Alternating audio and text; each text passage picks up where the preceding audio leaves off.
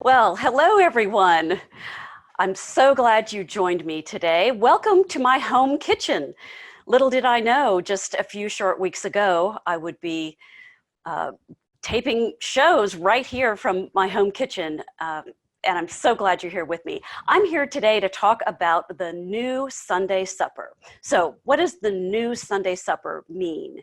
It's a great strategy for you to make something wonderful for Sunday supper that then turns into 2 additional meals during the week. So, this is a terrific strategy for meal planning, and particularly when we're having to plan our trips to the grocery store. We can plan in advance and know that we've got a great Sunday meal and then 2 additional meals for the week. So let me show you what our great Sunday supper is. So you might want to know that there are 2 close-up cameras, one that is a close-up on my work surface and one that is a close-up on the stove. So when I move to the stove, you can see what's happening in the pot. And so if you want to see this beautiful roast chicken on the close-up camera, it really is a gorgeous chicken. So what I did here was I roasted 2 whole chickens. And this is also a great time saving strategy. If you're going to cook a chicken, it takes no additional time to cook 2, and then you have that additional chicken meat to use for other meals. So I roasted 2, and for the main Sunday supper, I've done a lemon rice, which is long grain rice, which I cooked in chicken broth, and I seasoned it with some lemon pepper seasoning, some fresh lemon juice, and a little lemon zest. So it's kind of a zesty rice. And I saved out a portion of that for an additional meal. And then I did some skillet green beans. And I love roasted green beans, either roasted in a sheet pan in the oven or roasted in a skillet on the stove.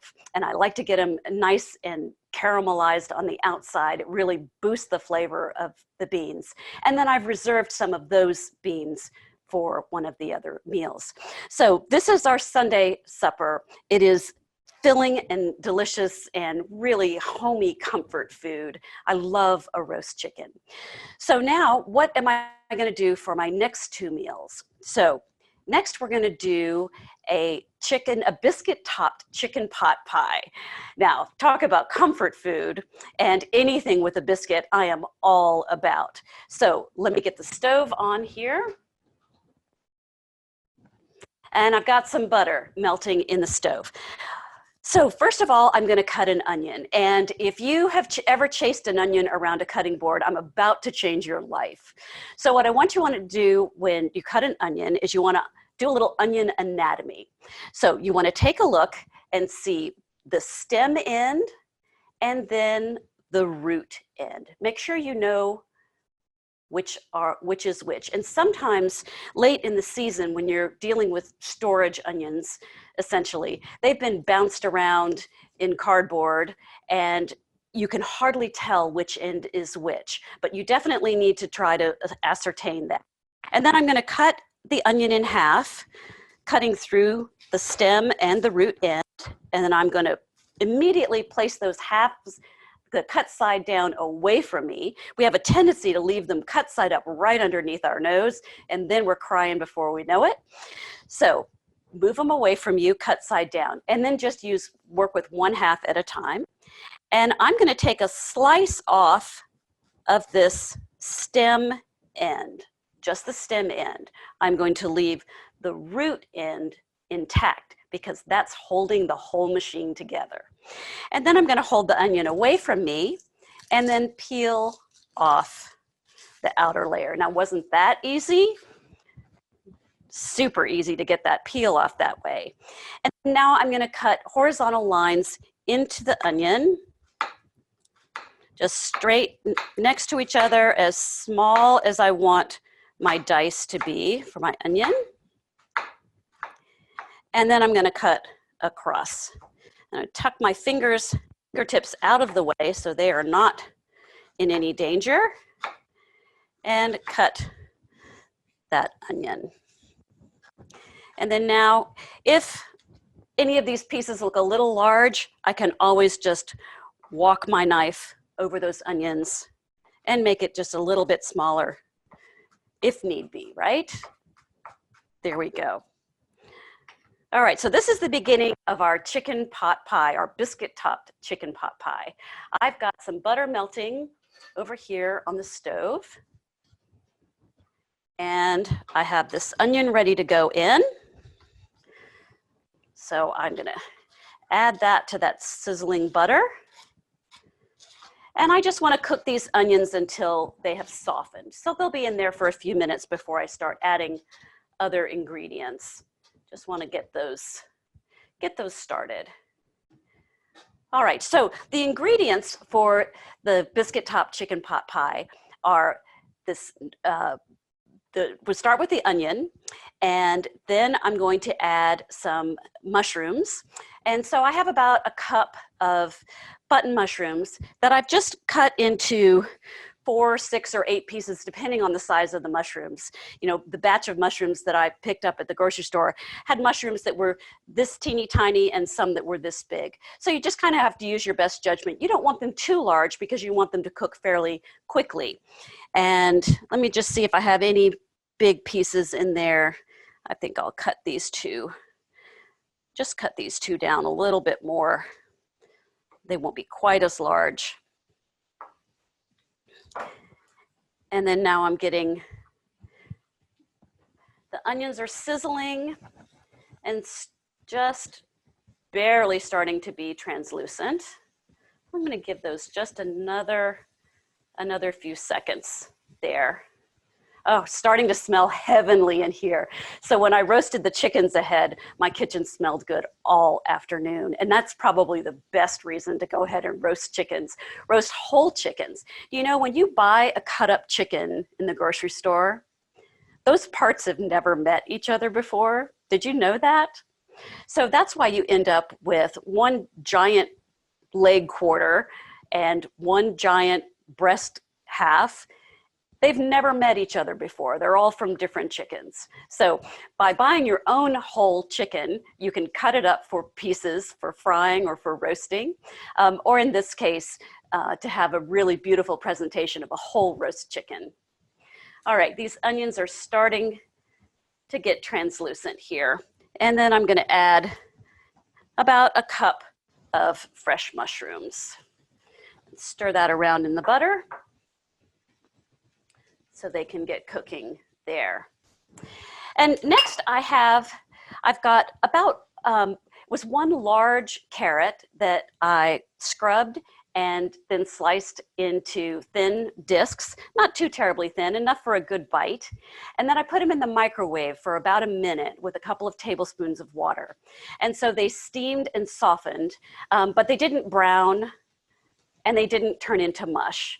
And you do that because you want to give them a head start, because carrots do take much longer to cook than the other vegetables in this pot pie. And I'll let those mushrooms continue to cook, and I'll add in these carrots. There we go. So Sunday supper is something that I really care about. I love having my family gathered around the table, and Sunday night was always a great night for us. We didn't have any other plans on the calendar. It was before we started our busy work weeks, and it was a really nice time to sit together as a family. And as we all know, family mealtime is so important. It's really something that I love helping other people figure out, is how to get to the table, because that's really where the magic happens, is sitting around the dinner table together. So now in these times, your schedule might have changed, and you might find yourselves gathered around the table with your immediate family much more than you ever have before. So that's wonderful. I'm delighted about that. And as your schedule returns to normal, still carve out some of that special family time to sit together at the table for good conversation and good togetherness. And hopefully soon we'll be able to have our neighbors in as well. All right, so I've got the carrots, mushrooms, onions here in my pan, and now I'm gonna add some green beans. Now, I have to confess, I only had enough fresh green beans for my original recipe for the Sunday supper. And I didn't have quite enough to reserve for my pot pie. So I happened to have a can of green beans lurking in my pantry. So I got those out, and that's what I'm going to be using for this pot pie. And I've drained them, and there they go. Added those in.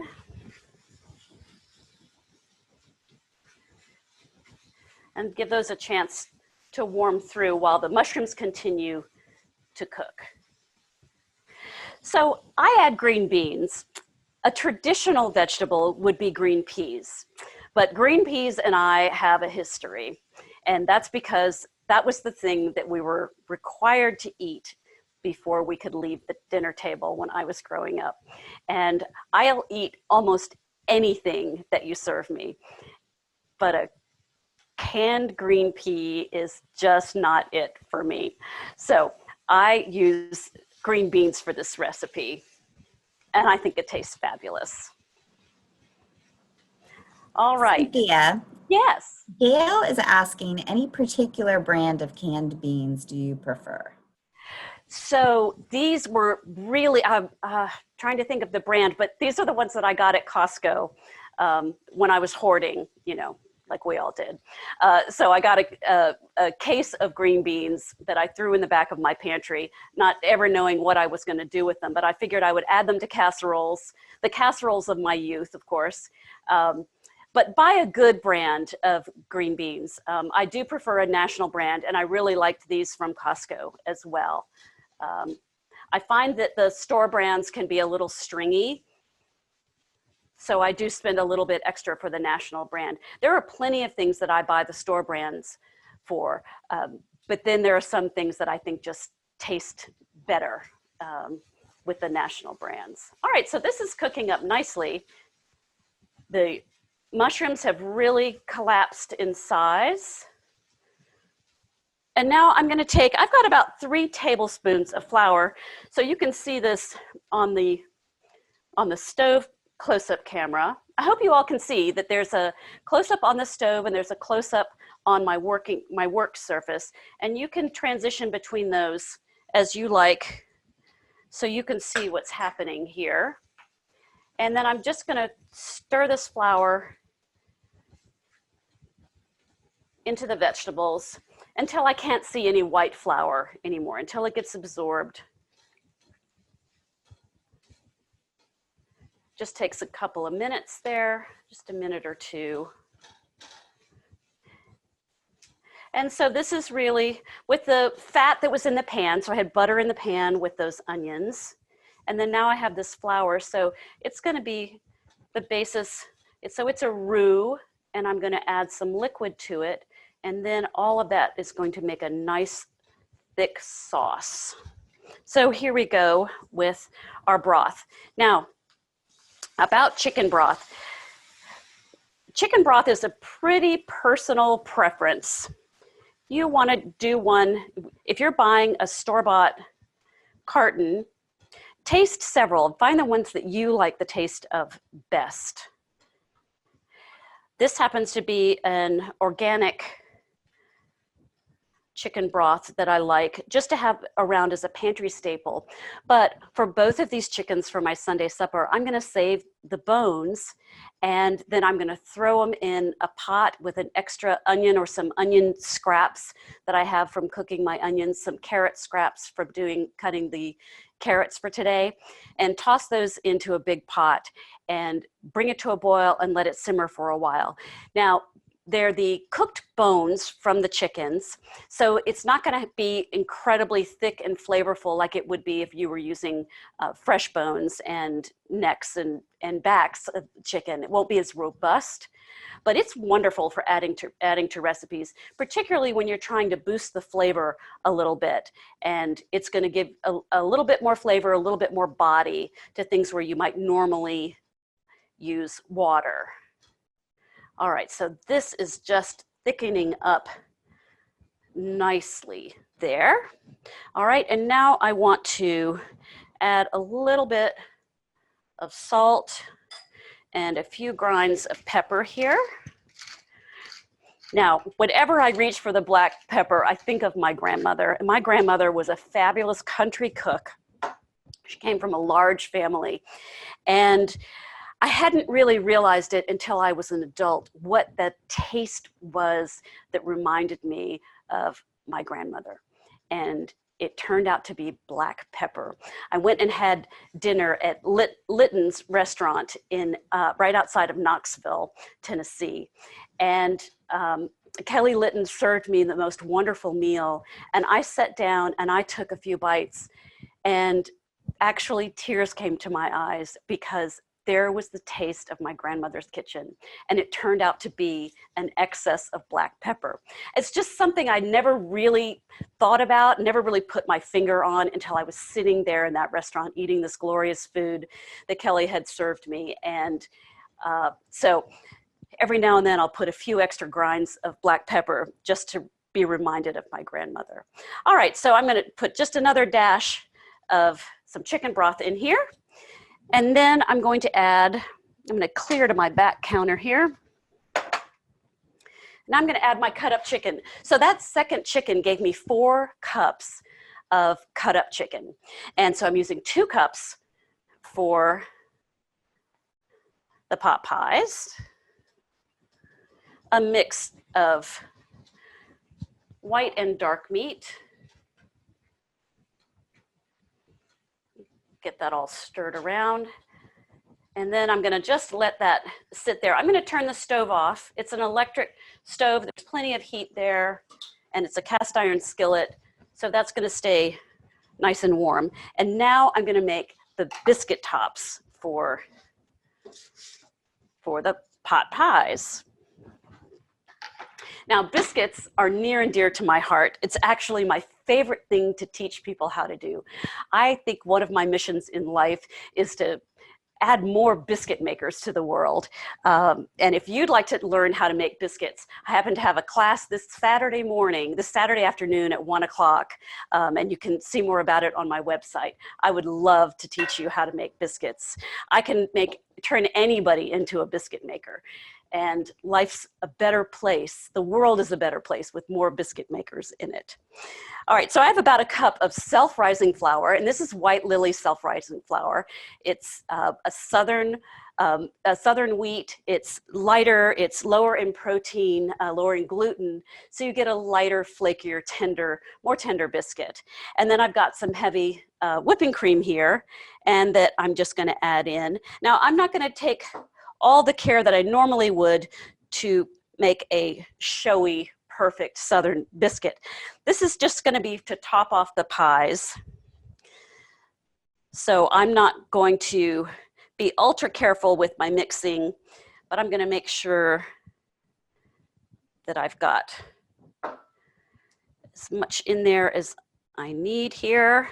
Now, flour is different every day. It absorbs moisture, it dries out, and you never really know till you're actually mixing it how much liquid it's going to take. And I got very lucky just now that I had enough liquid here for these biscuits. Okay. So that's about a half a cup of heavy whipping cream. And now I've got a little flour for my board, and I'll turn this out. Then I put a little flour on my hands, and I just want to bring this dough together. Let's see. Just a little pat and fold here. A little bit more flour on my hands. Just sort of make it into a little rectangle there. Pat and fold it. And by patting and folding, you're building those layers in that biscuit. Cynthia, yes. Tammy wants to know if you'd run out of liquid whipping cream, could you have added a little water? That's exactly what I would have done. And Tammy, that's a great question. And you have plenty of fat. With that amount of cream, I'm not worried about my biscuit at all. I just would have needed just a teeny bit more liquid, and water would have been just fine. Milk would be fine. You've heard of a Coca-Cola biscuit, haven't you? You could even put in, I mean, whatever liquid you have, you could use. So here we go. And I'm going to just cut out these 2 biscuits here. Now, when you cut a biscuit, you want to go straight down. It is such a temptation to twist a cutter. I was a born twister. I hate to tell you, that's how I came out, as a twister. Don't be a twister like me. I had to retrain myself not to twist the cutter, because if you think about it, you've just made those great layers for that biscuit, and then you're going to cut straight down to keep those layers. But if you twist that cutter in there, you're going to twist those layers, and then you're going to end up with a lopsided biscuit.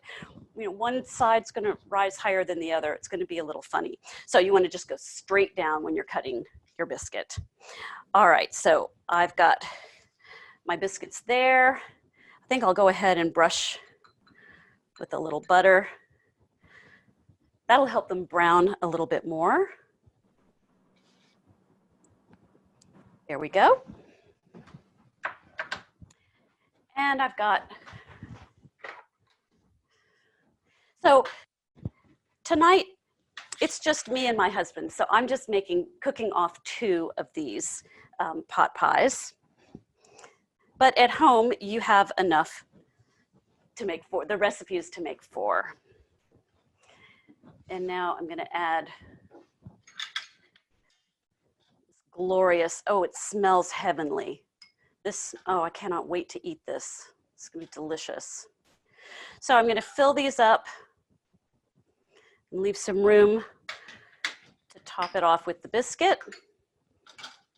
And so the filling is nice. You want the filling nice and hot before it goes into the oven, because you're just really baking off the biscuit. You're not really cooking the ingredients. The chicken's already been cooked. You've heated through the vegetables, and you've made that lovely sauce. And now we're going to top.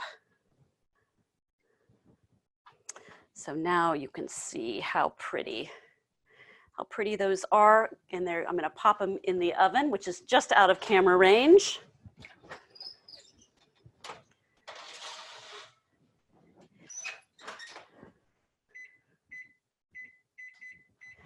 And it could take anywhere from about 14 to 20 minutes for those to bake. And so all you're doing is just baking them through, and you want them to be nice and toasted, and they'll be delicious.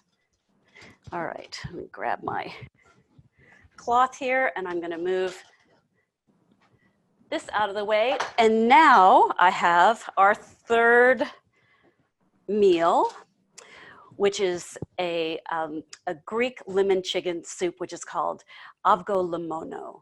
And it has an egg in it, and it has lemon juice, and it has chicken, and it has rice. And it is one of the most wonderful soups to eat any time of year. When I make it in the winter, it will just brighten up a dull winter day, because that bright lemon flavor. And then of course, serving it in the spring just really makes you sing. It makes you feel happy and alive, all of that bright lemon flavor.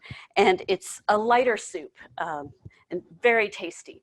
So what I have already done for you is I sauteed some onion. I used just a little olive oil and got the onion soft. And then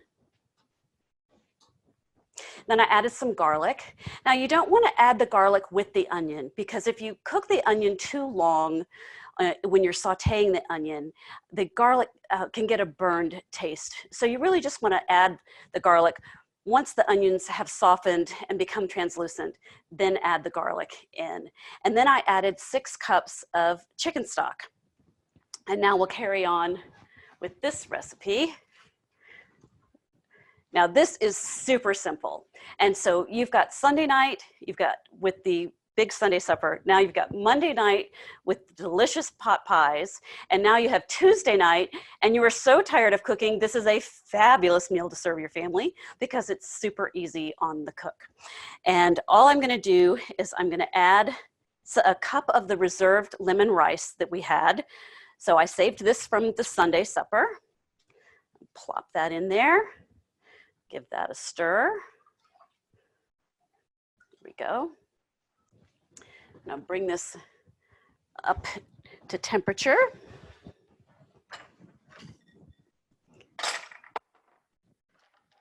And now I'm gonna wait for that soup to get hot, and I've got some herbs here. So I have parsley and basil from the garden. So the basil we just planted a couple of weeks ago. They were small plants and they seem to have taken. So I'm happy about that. And they needed a little trim to spur on some growth from the stems. So I was glad I had an excuse to cut some today. And so you want to just give a nice chop to this parsley. I've got two kinds of parsley here, a broad flat leaf and then a slightly curlier leaf. And then I have this basil, and I'm just gonna pinch off the leaves from the stems. And we're gonna have probably a couple of tablespoons of each. Again, this fresh spring taste with these fresh herbs will brighten up any meal, and it's lovely for this particular soup here. And now I'm just gonna pile these up and take my knife and just walk my knife over. Let me show you while I'm chopping here. You know, you might be holding your knife when you cut with your hand fully on the handle. And that's actually, you don't have a lot of control over the knife that way. But if you hold the knife with the indentation, put your middle finger at the indentation, grasp the rest of your fingers around the handle, tuck your forefinger, and steady the knife with your thumb. That is a proper knife grip. And now you are in charge of that knife. So I'm gonna show you again. I take my middle finger in that crook, wrap the other fingers around the handle. I steady the knife with my thumb, and then I tuck my forefinger out of the way. And that is a sturdy knife grip.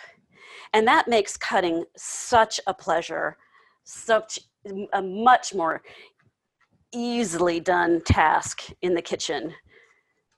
And my fingers, the fingertips of my non-dominant hand are tucked out of the way so I don't accidentally chop them off. And they also help feed the herbs right to the knife. And so I want these fairly small. I'll walk my knife over those a couple of times to get that. So what's your favorite Sunday supper? What meal do you look forward to? What meal do you make for your family that says Sunday supper to you? So you know mine's roast chicken. I also like doing other big roasts, but I have to say, I think roast chicken is my favorite. So let me know in the comments what your favorite is. I'd like to hear about that.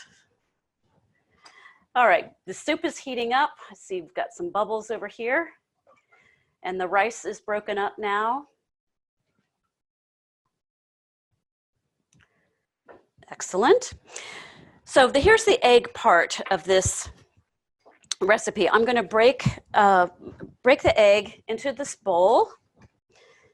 And I'm just gonna beat it lightly just to break it up. Just have a little whisk here.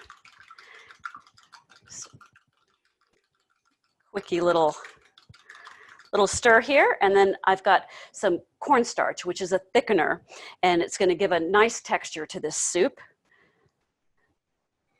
Pop that right in there. Cornstarch is always so tricky.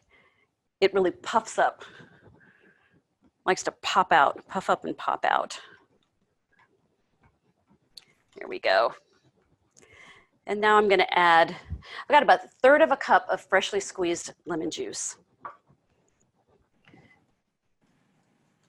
And that'll help break up that cornstarch. A nice bright lemon flavor. Isn't it pretty?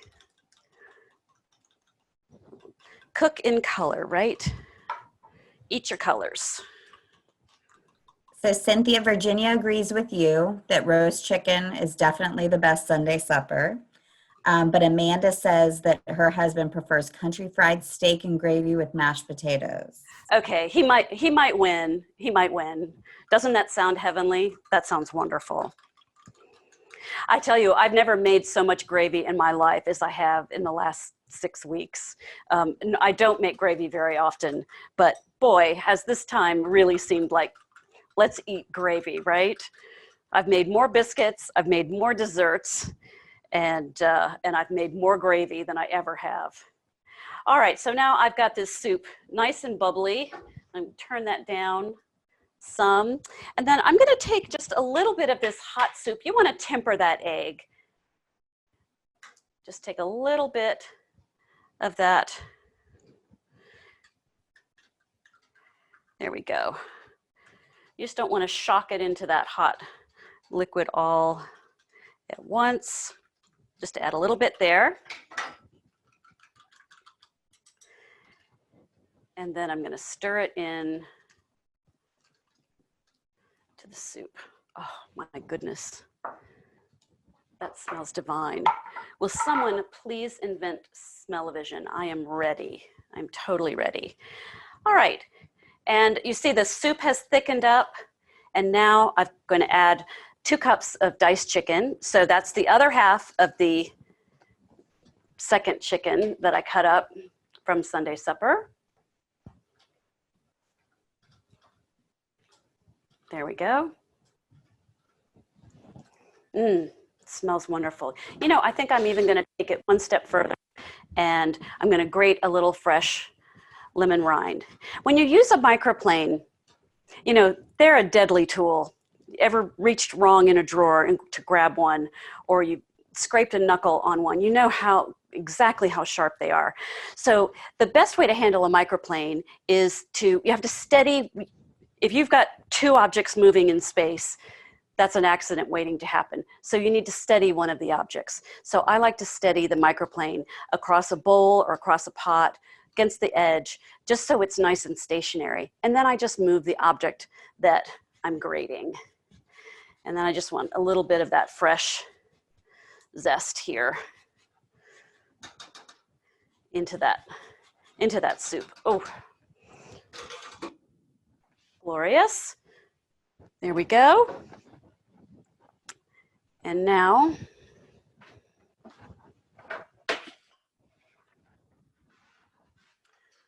let's see how this looks.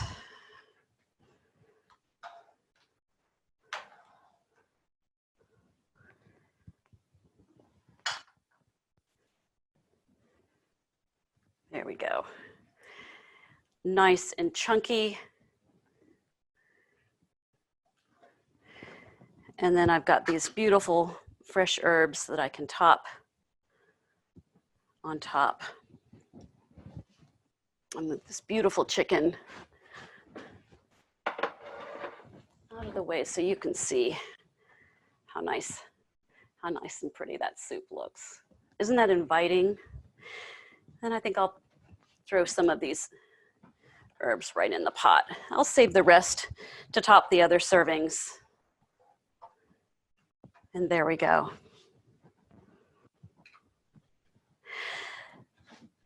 So I love helping people make dinner, help people get to the table. That is my favorite thing to do. I like to cook real food that doesn't take too long, that's not too complicated, but that is fresh and delicious. And it's my great joy to help people cook. I've actually written 11 cookbooks. I just turned in my most recent 2 cookbooks, one on blueberries and one on strawberries. And of course, my roast chicken recipe comes from my chicken book, from the Savor the South series from University of North Carolina Press. And it is chock full of fabulous chicken recipes. It's a deep dive into a single subject. And I've learned that that's something that I truly love in writing, is to find out a lot about a single subject. So I thoroughly enjoyed the strawberry and blueberry books that I've written that'll come out next spring. That will give us a whole lot more to talk about and to learn together, right? All right, so I'm gonna check on see how our biscuits are doing. Oh, they're looking great. They just need a few more minutes to brown. And in Cynthia, the yes. so Virginia asked if the soup freezes well. So yes, you can freeze this soup. It does freeze, and that's a great strategy for additional meals. So you might, for a family of 4, you'll probably have a little left over because this would really serve 6 people. So if you want to tuck those extra 2 servings in the freezer, that would be great.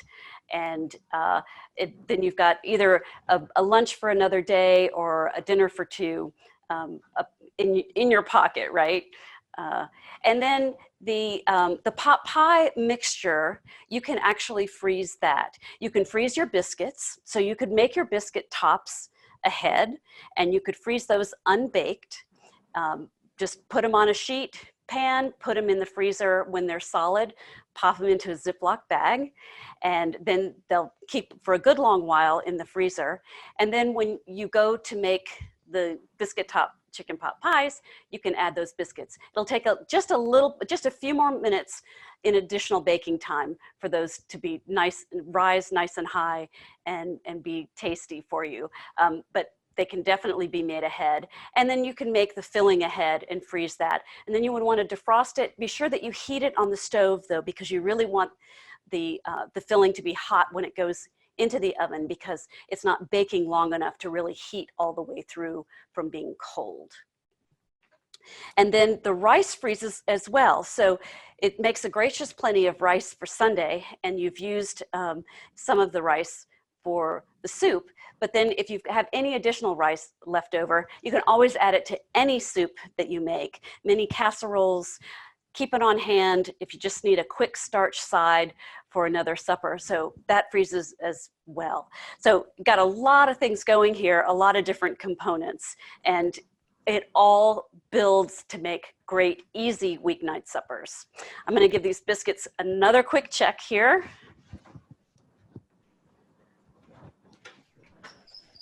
Cynthia, while you're doing that, I just want to remind everyone that the link to your newest book, Chicken, is on the Atlanta History Center's website and your website, as well as all of your schedules for your classes.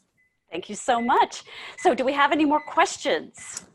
There are 2 more. Okay. Seashells wanted to know if you prefer, it seems as though you prefer cast iron skillets, and so they wanted to know what the advantages are of cast iron skillets.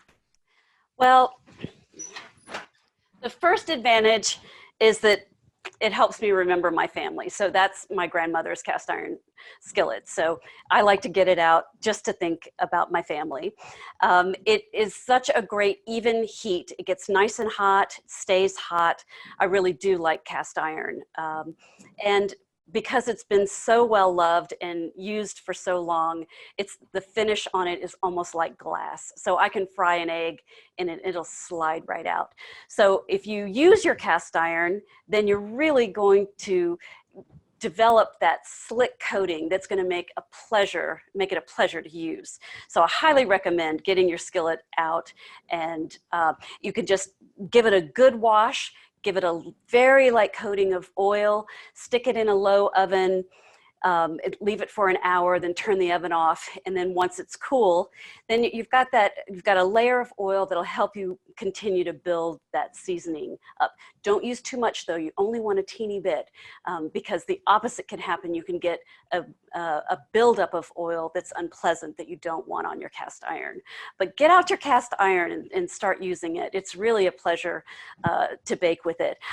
When I bake biscuits for company, cast iron is actually not, a cast iron pan is beautiful to bake biscuits in, but it's a little high, so the tops don't always get brown just from baking. So you kind of have to maybe run it under the broiler for just a tad, just a few seconds, just to get a little bit browner. But nothing says, I love you and I'm so glad you're here, more than baking a batch of biscuits, serving a batch of biscuits from a cast iron skillet. So I just have to show you how gorgeous these biscuit tops came out. Don't those look terrific? All right, they could get a little darker. I might run them in the oven of just a few more minutes just to get them a little darker. All right, do you have any more questions? Yeah, Diane wanted to know if it was just heavy cream and self-rising flour in the biscuits, nothing else? Nothing else. 2 ingredients. So those are my 2 ingredient biscuits. Lots of people make them. It's a lot of people have them in their cookbooks. A lot of cookbook authors, bakers love a 2 ingredient biscuit. The flour is self-rising, so it has the flour and the leavening in it, and then the heavy cream is both the liquid and the fat. And you need all 4 of those things to make a great biscuit. So I've cheated, 2 ingredients. It's such an easy biscuit to make. It's really my standard biscuit. It's the one I return to all the time when I just want to make a quick batch of really tender, delicious, flaky biscuits.